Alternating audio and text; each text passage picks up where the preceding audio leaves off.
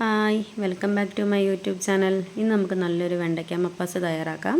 അതിനായിട്ടൊരു ചീനച്ചട്ടി അടുപ്പിൽ വെച്ച് എണ്ണ ഒഴിച്ചു. അതിലോട്ട് കടുകിട്ടു.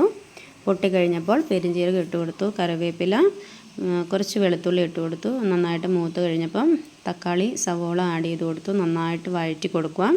അത് നന്നായിട്ട് വഴണ്ടി കഴിയുമ്പോൾ അതിലോട്ട് നമുക്ക് വെണ്ടയ്ക്കയും കൂടി ആഡ് ചെയ്തിട്ട് നന്നായിട്ടൊന്ന് വഴറ്റി കൊടുക്കുക കേട്ടോ. അത് രണ്ടും കൂടി നന്നായിട്ടൊന്ന് വഴറ്റിയതിന് ശേഷം അതിൻ്റെ അടുത്തോട്ട് മസാല ഇട്ട് കൊടുക്കാം. മല്ലിപ്പൊടി, മുളക് പൊടി, മഞ്ഞൾപ്പൊടി, കുറച്ച് ഗരം മസാല, ഉപ്പും കൂടി ആഡ് ചെയ്തിട്ടുണ്ട് കേട്ടോ. അപ്പോൾ ഇതെല്ലാം കൂടെ നന്നായിട്ട് വഴറ്റുക. മസാലയുടെ പച്ചമണമൊക്കെ ഒന്ന് മാറണം. എന്നിട്ട് നമ്മൾ തേങ്ങാപ്പാൽ ഒഴിച്ച് കൊടുക്കണേ. ഇത് തേങ്ങയുടെ രണ്ടാം പാലാണ് കേട്ടോ.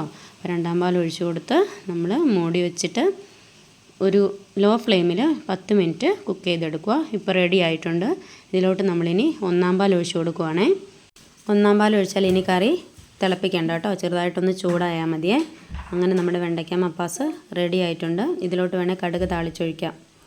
നല്ലൊരു വീഡിയോ ആയി വീണ്ടും കാണാം. താങ്ക്